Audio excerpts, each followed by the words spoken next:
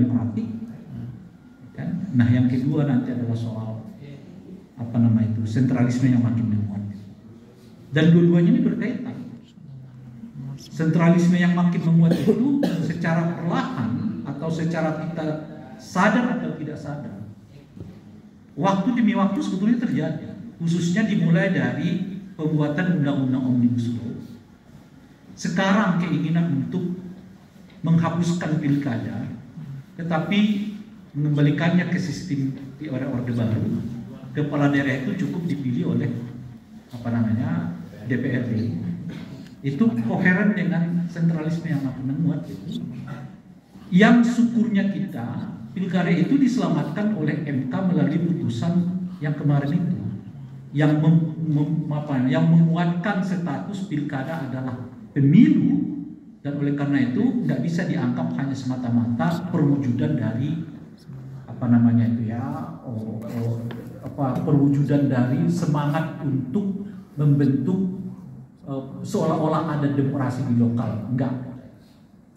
Itu justru bagian dari memperkuat desentralisasi yang dibayangkan sejak dari awal. Nah, masalah kita muncul bukan hanya pada sentralismenya, tapi pada soal apakah pemilunya juga melahirkan orang-orang yang kita harapkan. Lah, saya seringkali mengatakan begini, kawan-kawan sekalian ya. Pemilu kita yang dikelola oleh lembaga yang menyebut dirinya sebagai independen, memang dibuat secara independen, didesain secara independen, tapi melahirkan nepotisme. Bahkan seringkali saya mengatakan, kawan-kawan yang sekarang ini jadi anggota KPU Bawaslu adalah orang yang bekerja untuk melahirkan nepotisme itu. Coba lihat anggota DPR kita sekarang, ya kalau datanya Formapi macam-macam tuh, di ICW dan seterusnya itu, mereka menyebut 30% anggota DPR kita yang sekarang ini beraroma dengan nepotisme. Yang mungkin suami sebelumnya adalah orang politik, istrinya orang politik, anaknya dan sebagainya itu. Yang di pilkada kita hasil 2024 yang lalu itu, cek kembali deh, di banyak daerah nepotisme beranak-pinak, dan mengelolanya adalah lembaga independen, didesain sedemikian rupa secara independen, dan putra-putra terbaik daerah yang kelolanya. Ya kawan-kawannya semua, kawan-kawan ini bekerja membuat pemilu yang demokratik yang hasilnya adalah melahirkan nepotisme.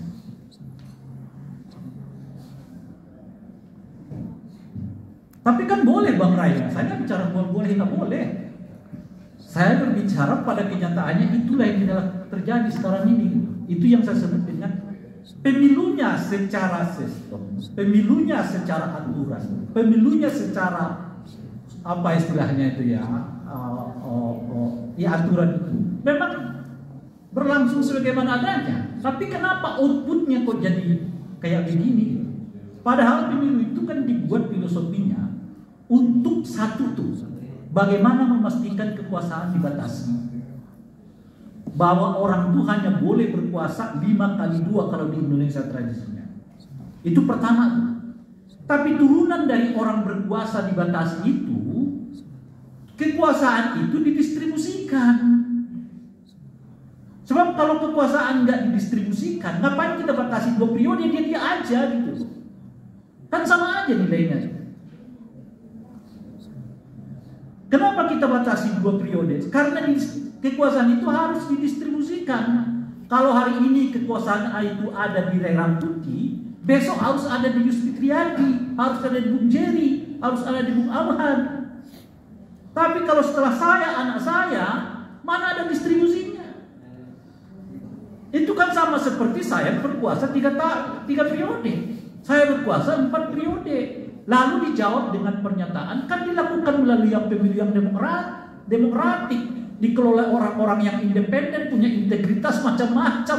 Ya mereka juga mohon maaf bekerja untuk demokrasi aja. Jangan-jangan kita jatuh hanya sebagai pekerja demokrasi, bukan pengawal demokrasi.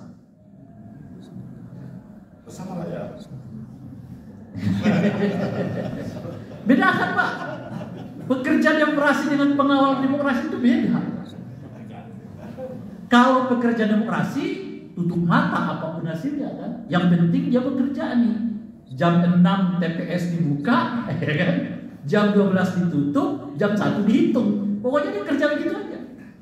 Tapi yang namanya pengawal demokrasi itu nggak hanya sekedar bekerja, tapi dia memastikan bahwa seluruh kerja-kerja demokrasi itu berlangsung di dalamnya, termasuk untuk memastikan bahwa mesin demokrasi ini bekerja untuk melahirkan orang-orang terbaik. Itu pentingnya pemilu. Nah, sekarang yang terjadi saat ini, pemilunya secara aturan berlangsung dengan demokratik, nggak ada yang dilanggar, nggak ada macam-macam dan sebagainya. Tapi outputnya kok dinasti politik, outputnya kok nepotisme politik. Kawan-kawan gelisah nggak? Dan nepotisme ini kawan-kawan sekalian, jadi 10 tahun, ya anaknya 10 tahun, 20 tahun, nanti cucunya ponakan atau dalam satu daerah itu bisa 30 tahun yang berkuasa keluarga itu aja. Lalu demokrasi itu buat apa begitu?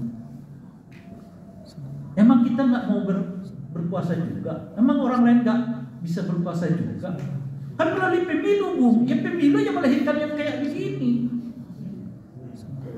Lalu dibatasi, kata MK itu mengancam hak asasi manusia. Enggak dibatasi, tetapi standar demokrasi kita itu harus dinaikkan. Dari sekedar persoalan boleh dan tidak boleh menjadi persoalan baik dan tidak baik. Masalah di kita itu adalah kita menurunkan standar demokrasi itu dari sekedar boleh dan tidak boleh. Itu yang saya sebut sebagai penganut paham demokrasi minimalis. Apa itu penganut paham demokrasi minimalis itu? Yang penting nggak melanggar aturan. Jadi kalau kekuasaan turun dari ayah ke anak, boleh-boleh aja karena nggak melanggar aturan. Loh kalau cuma persoalannya begitu, tinggal nunggu paman. Paman tolong buka dong aturan itu, dibuka sama dia ya kan. Maju. Nunggu tante tolong buka dong aturan itu, buka. Tapi kalau Anda berbicara bahwa demokrasi itu lepas dari di atas dari sekedar boleh nggak boleh, Anda berbicara demokrasi itu antara baik dan tidak baik, seluas apapun nepotisme itu diberlakukan, saya akan menahan diri karena itu tidak baik bagi reformasi, itu tidak baik bagi bangsa.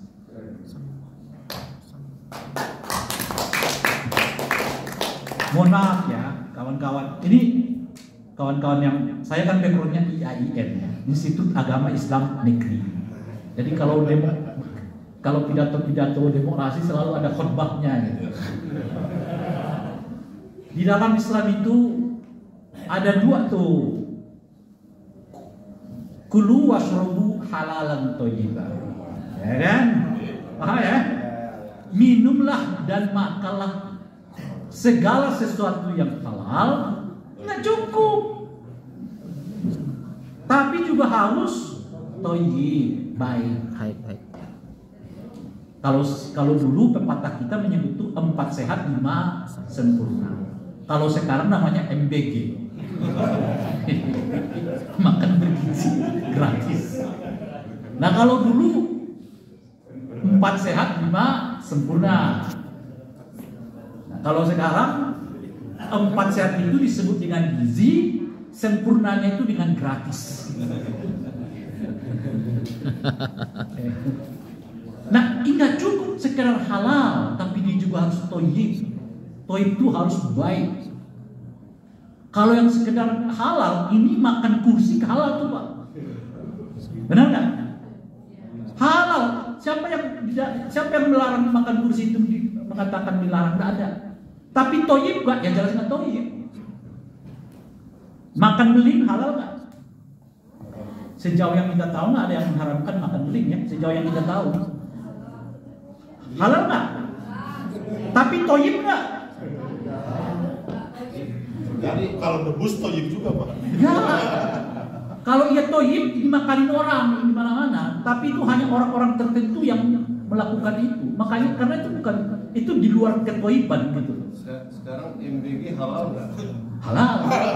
Toyib nggak? Nah itu persoalan. Nah itu persoalannya. Gitu.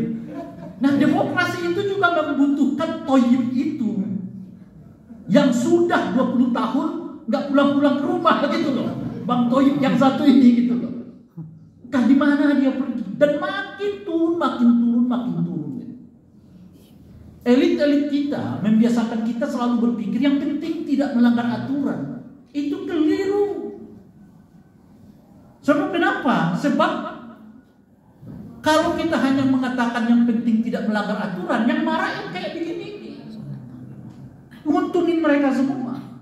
Tapi demokrasi itu lebih dari sekedar tidak melanggar aturan, tapi apakah yang berdampak bagus dan tidak bagus bagi Republik. Itulah yang dicontohkan oleh setidaknya dua tokoh kita. Satu dahulu namanya Muhammad Hatta. Muhammad Hatta baru setahun setelah dinyatakan kita merdeka 1945, bukan setahun, sebulan. Agustus kita merdeka 45, Oktober beliau keluarkan surat maklumat X. 45 juga. Jadi hanya berselang 1 bulan setelah kita merdeka. Apa surat maklumat X itu? Meminta agar segera dilaksanakan pemilu. Ini macam apa namanya Hatta ini? Sudah berkuasa malah minta pemilu ulang gitu loh kira-kira. Padahal dia sebagai wakil presiden. Ada pemerintahan udah berkuasa 2 tahun minta 3 periode. Dan itu lazim. Orde Baru 32 tahun. Kemarin ada yang 10 tahun minta yang ketiga kalinya, untung gak boleh ya adanya. Hatta baru sebulan berkuasa, kita pemilu deh kata beliau. Saya merenung betul ini, kenapa Hatta meminta pemilu. Padahal baru diangkat jadi presiden dan wakil presiden. Satu aja, karena standar hidupnya bukan boleh gak boleh. Standar hidupnya adalah baik dan tidak baik. Lalu pertanyaan muncul di kepala Pak Hatta saat itu. Ini jabatan wakil presiden ini saya dapat mandat dari siapa? Kan kira-kira.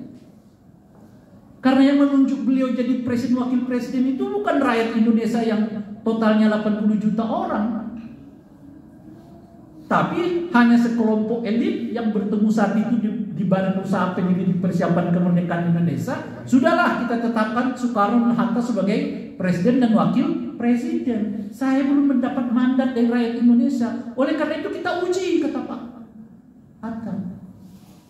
Lalu keluar surat maklumat yang kedua, minta seluruh warga negara Indonesia membentuk partai politik sebanyak mungkin.